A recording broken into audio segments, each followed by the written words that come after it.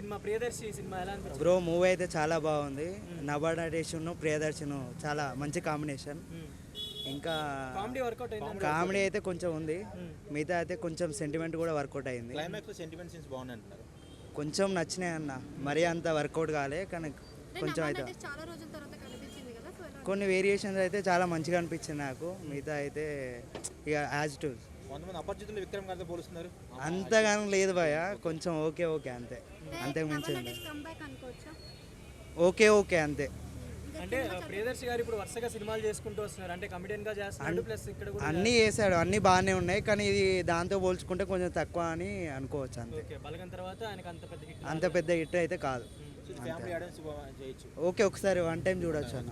అంటే హీరో కేటగిరీలో ఆయన తీసుకోలేకపోతున్నారు.